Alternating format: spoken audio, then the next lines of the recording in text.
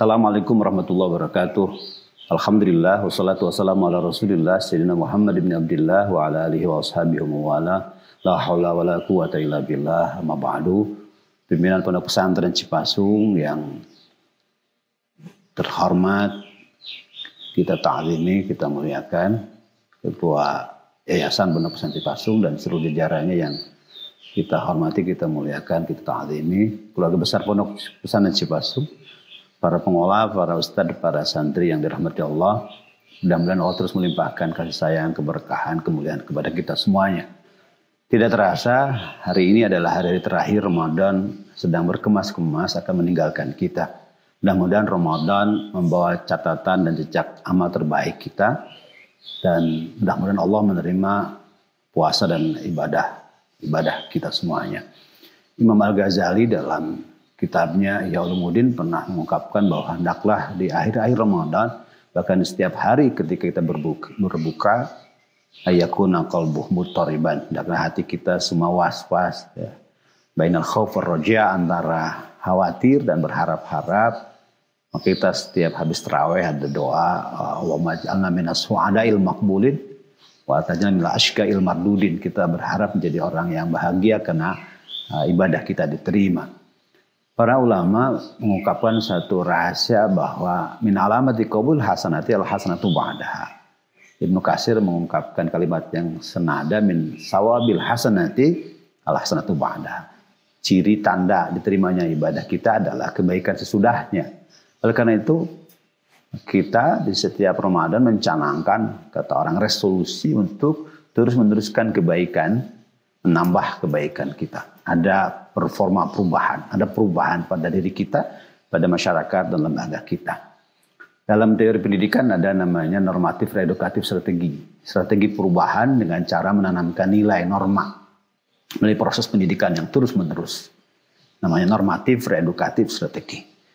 Nilai norma itu ditanamkan melalui proses pendidikan. Dalam proses strategi itu ada 5M. Ada orang diajarkan untuk memahami, mengetahui, lalu faham, tahu, faham, lalu sadar, itu baik, lalu mengamalkan. Tidak berhenti pada memahami dan mengamalkan, ada keharusan melestarikan, mewariskan. Oleh karena itu tugas kita, generasi sepuh, adalah mewariskan. Imam Al-Bukhari dalam Adabul Mufrad mengungkapkan satu hadis, al-waddu atau al-wuddu yatawarasu, al-bugdu yatawarasu. Kasih sayang itu diwariskan, kebencian itu diwariskan. Kita tidak boleh mewariskan kebencian, kita harus mewariskan kasih sayang. Guru harus meyakinkan anak didiknya terus melaksanakan dan melestarikan kebaikan nilai yang kita ajarkan. Pesantren dalam konteks revolusi kehidupan atau kampus sekolah itu ibarat satu bangunan ekosistem. Para ahli mengatakan hidup kita ini diawali dari proses yang namanya monopoli. Ketika kita baru sendirian itu monopoli. Ketika ada kompetitor lalu ada kompetisi. Kompetisi ini capek, maka kemudian sinergi, bersinergi. Ternyata sinergi juga dianggap tidak terbaik. Yang terbaik adalah membangun ekosistem. Jadi dalam sebuah ekosistem itu orang melebur keakuannya menjadi kami dan menjadi kita. Dalam sebuah ekosistem semua harus anggota ekosistem itu bertindak, berbuat bahwa aku ada, aku harus bermakna. Karena dia didasari oleh kesadaran etis fungsional universal.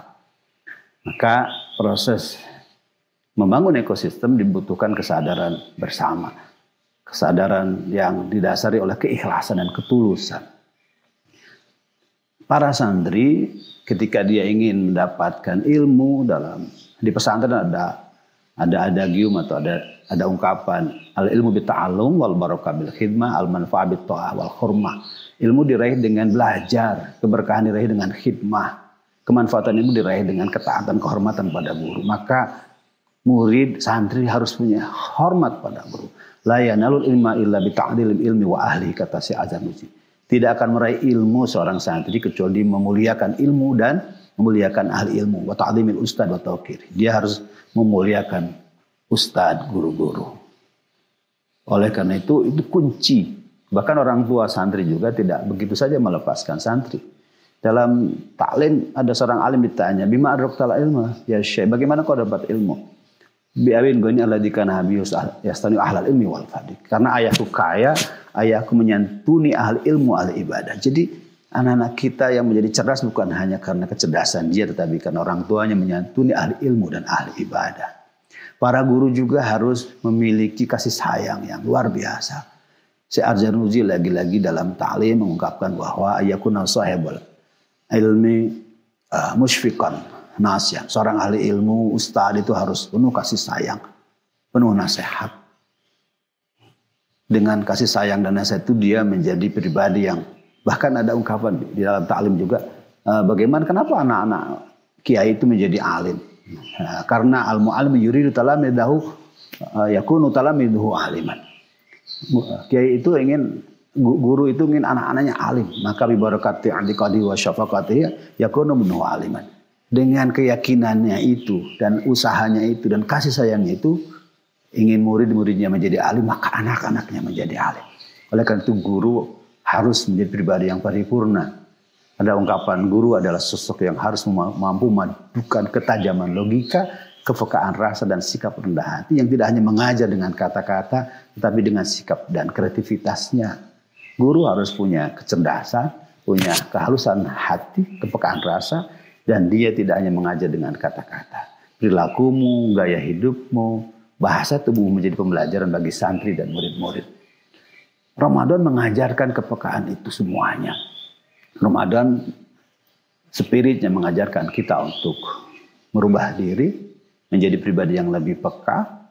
Dan tadi bahwa ketika kita ingin meyakinkan bahwa Ramadan kita diterima, maka kita harus membuat resolusi bahwa setelah Ramadan kebaikan-kebaikan itu akan terus kita lestarikan dan kita melakukan perubahan-perubahan dalam kehidupan kita, dalam keluarga kita, dalam lembaga kita dan masyarakat kita. Mudah-mudahan kita semua termasuk minas su'ada'il maqbulin, bukan minal asyqiya'il mardudin. Terima kasih, mohon maaf. Allahumma fiqh li aqwamit thariq. Assalamualaikum warahmatullahi wabarakatuh.